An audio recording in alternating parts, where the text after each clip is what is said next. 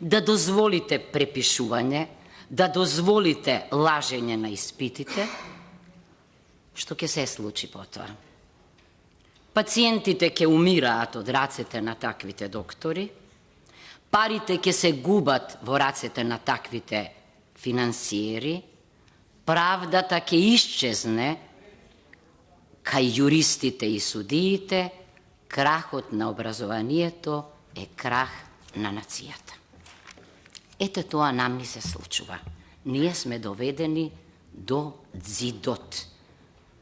Тоа го покажува и оваа анализа. Што сакам да потенцирам?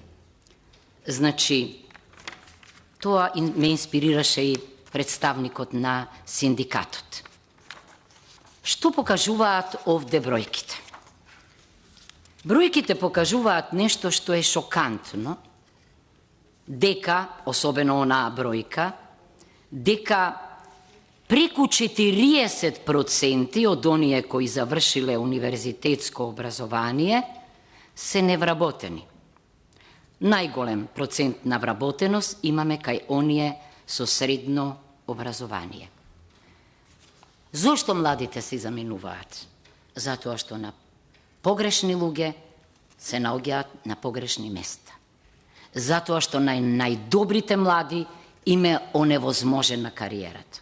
Јас одговорно тврдам дека најлесен пат да се дојде до магистерска диплома, до докторска диплома, до професорски статус е да се биде политичар. Го проверив тоа. Проверете колкав процент на луѓе, откако станале министри, заменици министри, директори на разни регулаторни тела, преку ноќ станале презаинтересирани за знаење и за наука, магистрирале, докторирале. Замислете, Швајцарија има 17 универзитети и сите од прв до последен се на Шангајската листа. Македонија има дури 6 државни универзитети, ама знаете ли каде се формирани? Овде. На политички начин, пред да бидат акредитирани и најголемиот дел од нив не исполнувале услови за акредитација. Тоа се фабрики за хартија. Значи, ни еден не е на Шангајската листа во првите 200 или 250, ама и оној што се котираше некаде на 1400-1500 место, падна на 1900 место. Епа морам да ве прашам, тогаш, кој е учителот и кој ги образува учениците, средношколците и студентите? Професорите што симулираат универзитети, па тие се во криптодепресија, никој не чул за тие универзитети. Што треба да направиме? Треба ветинг во образованието, прво да се испитаат дипломите, второ треба надворешна реакредитација на сите, ако сакаме ние да го следиме советот од Јужна Африка. Инаку, ќе ни се случува уби бене и би патрија. Доказ. Слушате деновиве, не знам дали заврши сагата, за математичката информативна гимназија.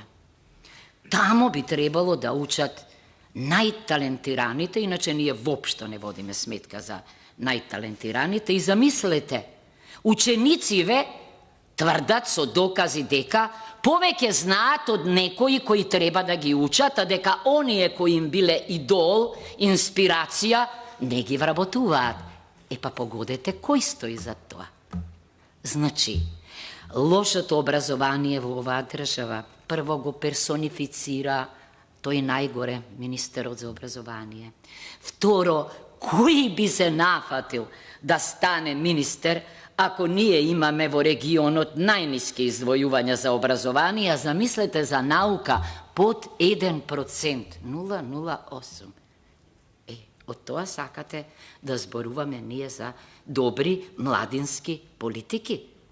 Прво, од основна школа, од градинка треба да ги учиме децата на критичко мислење, да ги евалуираат наставниците, лоше, добаре, да развиваат критичко мислење.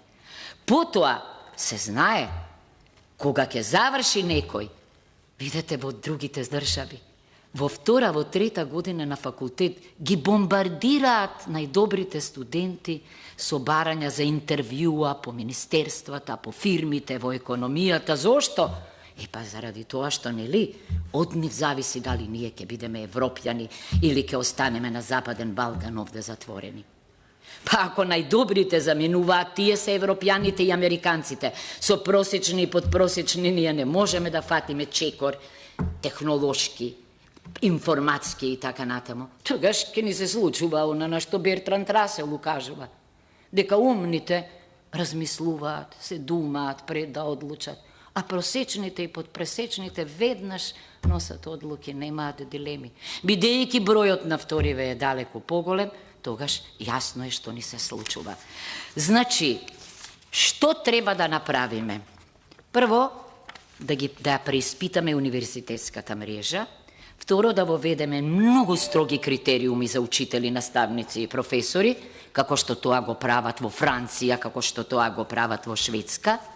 Трето, да искористиме нешто од ирското искуство, например, кога председателка беше Мери Робинсон и кога понуди политика за сите што заминале, не само алумни мрежа, туку и постојана вклученост на оние надвор во проекти, во држање предавања. Проверете на колку факултети или универзитети се активира статусот насловен доцент. Интересна работа.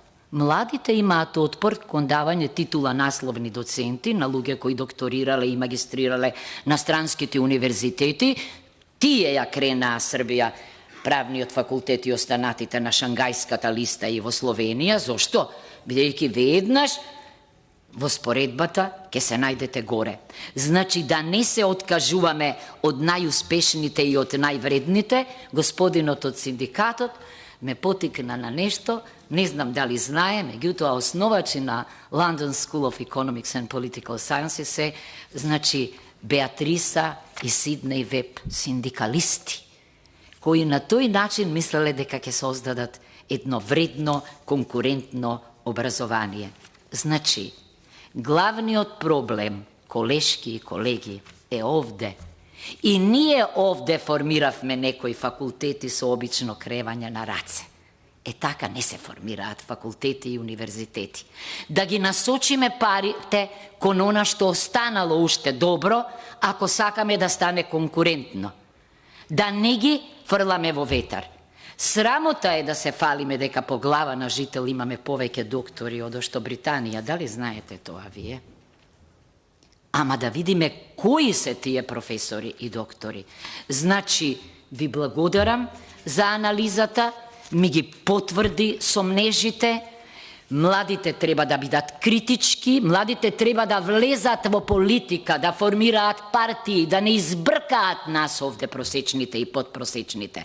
Зошто во сегашноста лежи иднината. Доста со тие фрази дека ви припаѓа иднината. Не. Се учи љубовта, јас честопати велам. Значи се учи и управувањето.